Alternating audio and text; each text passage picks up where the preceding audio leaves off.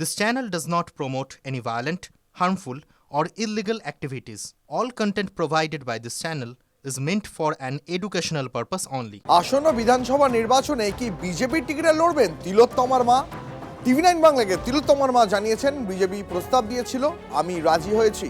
সম্ভবত পানিহাটি কেন্দ্র থেকে লড়তে পারেন তিলোত্তমার মা। আমাদের প্রতিনিধি অনন্ত চট্টোপাধ্যায় রয়েছেন টেলিফোন লাইনে। অনন্ত, এখনো পর্যন্ত তিলোত্তমার মা তো তিনি বলছেন তিনি ভোটে লড়বেন, কিন্তু বিজেপি সূত্র থেকে এখনো পর্যন্ত তার ভোটে লড়ার বিষয়ে কোনো সবুজ সংকেত?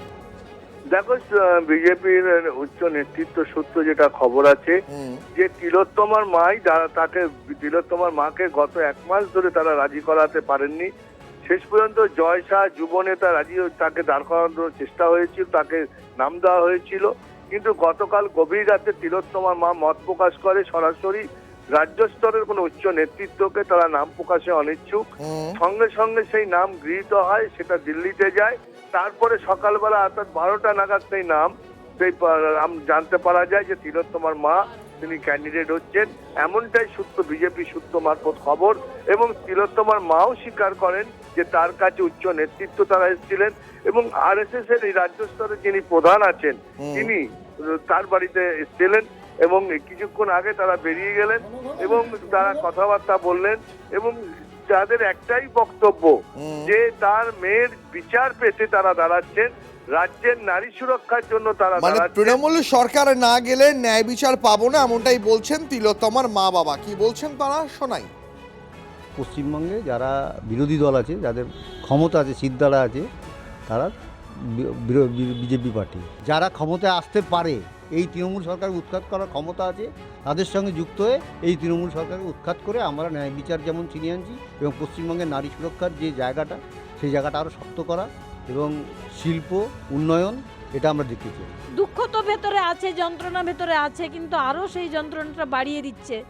আমি সেই জন্য কালকে ডিসাইড করেছি, আমি নিজেই ফোন করে জানিয়েছি যে আমি প্রার্থী হতে চাই।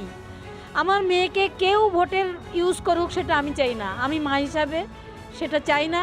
সেই জন্যই আমি বিজেপিতে যোগ দিতে চাই। নারী সুরক্ষা এবং শিক্ষা আর দুর্নীতি, এগুলো আমি দূর করতে চাই। সিপিএমের প্রার্থী গলতন দাশগুপ্ত রয়েছেন আমাদের সঙ্গে এই মুহূর্তে টেলিফোন লাইনে। গলতন, আপনি তো শুনলেন তিলোত্তমার মা, তাঁর বক্তব্য মেয়ের ন্যায় বিচার পাওয়ার জন্য তিনি চান তৃণমূলের সরকার যাক, আর তিনিই চেয়েছেন বিজেপির টিকিটে লড়বেন। আমরা যখন গাড়ি আটকেছিলাম তখন কে তৃণমূল কে বিজেপি দেখিনি।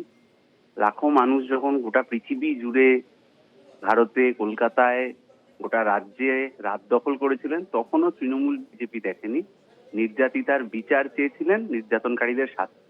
তাহলে কারা শাস্তি দিতে আটকালো সে সবাই জানে। আর কোনো অভয়া যাতে না হয় তার জন্য আমাদের এই লড়াই, সেই লড়াই আমাদের চলবে। আমরাও এই প্রশ্নের উত্তর চাই। কাকিমা যে সিবিআইকে 50টি প্রশ্ন করেছিলেন, যার উত্তর সিবিআই দিতে পারেনি, আমরাও সেই প্রশ্নের উত্তর চাই। আমরাও এই প্রশ্নের উত্তর চাই যে কার নির্দেশে সিবিআই এর ওই হলফনামাটা বদলে গেল। এই সমস্ত প্রশ্নের উত্তরের দাবিতে আর কাউকে যাতে অভয়ার নাম নিয়ে গোটা জীবন চলতে না হয়, তার দাবিতে আমাদের লড়াই চলবে। অনেক ধন্যবাদ আপনাকে। কথা বলছিলাম সিপিএম প্রার্থী গলতন দাশগুপ্তের সঙ্গে। এবার আপনাদের শোনাবো ববি হাকিম, তিনি কি রিয়াক্ট করেছেন এই কথা শোনার পরে, এবং তার আগে শোনাবো অধীর রঞ্জন চৌধুরী, তিনি কি বলছেন। অভয়ার বিচার সবাই চায়, কিন্তু সেই বিচার মানে নির্বাচনে দাঁড়িয়ে কোনো পার্টির পক্ষে কোনো পার্টির বিপক্ষে, এটা কতটা ফলপ্রদ হবে আমার জানা নেই। কারণ ভোটটা হয় একটা অন্য রাজনৈতিক সমীকরণের উপর, সেখানটাই নিশ্চয়ই এটা আর্যিকর কারণে বড় একটা ঘটনা, কিন্তু যেহেতু তাদের পরিবারের, তাই তাদেরকেই ভোট করতে হবে, তবে বিচার হবে। ভোটে জিতলে বিচার হবে, ভোটে হারলে বিচার হবে না, এই সহজ সরল কথাতে আমি বিশ্বাস করি। এটা হচ্ছে সিপিএম আর বিজেপি টানাটানি। এর মধ্যে আমি কি বলবো বলুন তো, আমি তো তৃণমূল করি।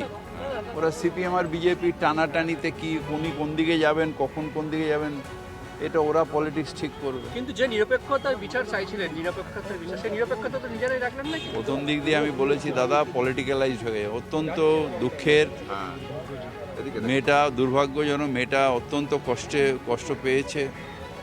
পুলিশ প্রথম দিন যা বলেছিল, প্রশাসন সেটাই হয়েছে। তারপর রাজনীতি হচ্ছে। এখন বিজেপি আর তৃণমূলের, বিজেপি আর কি বলে ওটাকে, সিপিএম, বিজেপি আর সিপিএমের টানাটানি হচ্ছে, আমি আর কি বলবো।